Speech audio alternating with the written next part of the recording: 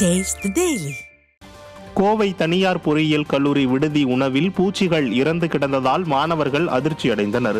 தனியார் பொறியியல் கல்லூரி விடுதியில் ஆயிரக்கணக்கான மாணவர்கள் தங்கி படித்து வருகின்றனர். இந்த நிலையில் கல்லூரி விடுதி கேன்டீனில் தரமான நல்ல உணவு வழங்குவதில்லை என்பன உள்ளிட்ட பல்வேறு குற்றச்சாட்டுகள் எழுந்துள்ளது. இந்த நிலையில் விடுதியில் வழங்கப்பட்ட உணவில் கரப்பான் பூச்சி, புழுக்கள் உள்ளிட்டவை இருந்ததால் மாணவர்கள் அதிர்ச்சியடைந்தனர்.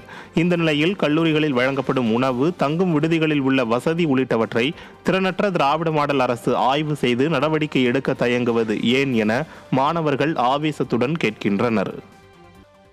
சபரிமலை ஐயப்பன் கோயிலில் மண்டல பூஜை 26ஆம் தேதி வரையிலான ஆன்லைன் முன்பதிவு நிறைவு பெற்றது.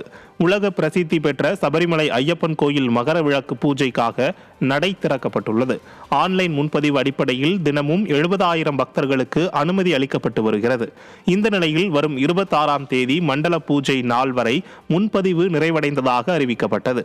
பக்தர்களின் வருகை அதிகரித்ததால் உடனடி தரிசன முன்பதிவு 10,000 தளர்த்தப்பட்டு கடந்த 4 நாட்களில் 18,000க்கும் மேற்பட்ட பக்தர்கள் முன்பதிவு செய்து தரிசனம் செய்து வருகிறார்கள். விடுமுறை தினமான ஞாயிற்றுக்கிழமையில் மட்டும் 90,000க்கும் மேற்பட்ட பக்தர்கள் சுவாமி தரிசனம் செய்தனர். கடந்த 3 நாட்களில் மட்டும் 2,70,000க்கும் மேற்பட்ட பக்தர்கள் தரிசனம் செய்துள்ளனர்.